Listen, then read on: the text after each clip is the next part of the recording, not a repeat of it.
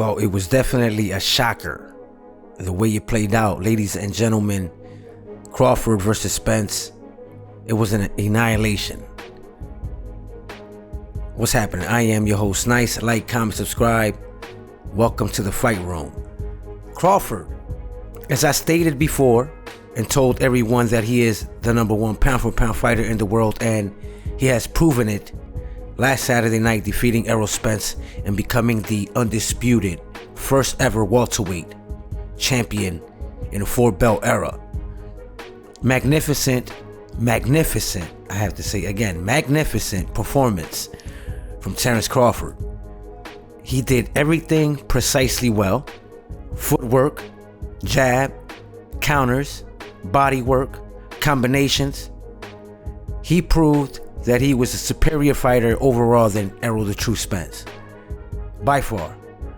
Now, likely the rematch, and I remember hearing Errol Spence stating before the fight in an interview with Pivot Boxing, I believe that's their channel, that he said that if he beats Crawford to a pulp, that Crawford would not consider a rematch. Well, now, you know, the one-sided ass whooping that he was speaking about fell on him. So unfortunately, ladies and gentlemen, will we see the rematch? Will Spence really want the rematch? He said at 154 he'd rather have that rematch. But if you think about it, at 154, what is there to gain in that matchup? If they both go up and do an immediate rematch at 154, there's nothing to win, folks, because Charlo is the undisputed champ in that division. So, in my opinion, I believe that, it was it was lopsided, as we all saw. And I think that there's no necessity for a rematch, because I believe that if they do fight again, that I believe that it might be just worse than the first one. And we've heard about Stephen A. Smith stating recently that Errol Spence should retire, but I digress. I don't think he has to retire. He got a beating, yeah, but not to retire though. He's still young, he's still strong, he still has it. Yeah, but he just found out Saturday night that Crawford was the better fighter overall. And for years now, they've been talking about that matchup, and we saw who was the better man, folks. And if they fight again, it's going to be the same outcome. There's no way that you can state and say that this deserves a rematch. In no way. Crawford displayed excellency, versatility, agile, technician, swift, fast, precise, dominant, you name it, he proved it. Crawford demonstrated his agile, his speed, and all that. Now, Spence in that fight did look slow. His defense was not nowhere up to par or near what he would usually bring while fighting. Normally he has a better defense. I don't know if he was anxious to throw and capture Crawford and would forget to bring back his hands, but I have seen way better defense from Spence than this, ladies and gentlemen. And Spence is a guy that really hardly moves his head. He really doesn't move his head often in a fight.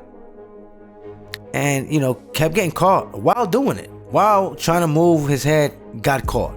Crawford's jab, his speed, and his counter punching was exceptional Saturday night. That right hook all night was getting Spence, He was killing him, folks. Uppercuts, body work was even better than Spence. And check it out. He was so quick with it that you could hardly even see him throwing them body punches. But was it effective? Absolutely. You can see it. So, likely for a rematch? I doubt it, folks. I think they should move on. I think Spence should take his time to bounce back and start getting regular fights, and work his way back up. He's gonna have to. I don't think he should do this immediate rematch or rematch either way for nothing. We already saw who was the better man, folks. He should accept it and move on. Crawford, on the other hand, should move up to 154 and fight Charlo. Now, some people have a friend of mine that texted me, said that Charlo should be shaking in his boots. Probably so. Probably so. But he has a big challenge September 30th against Canelo. Now, could he beat Canelo? I don't know. Canelo seems a little, like he's coming down from his greatness. So we will see.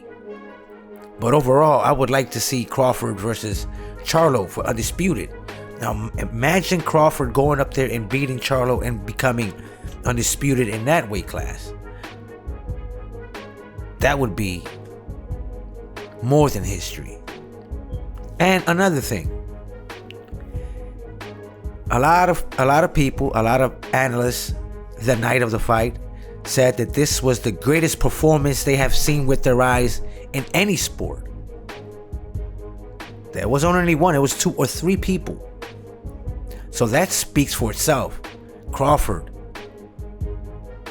is inevitable, ladies and gentlemen. Making history.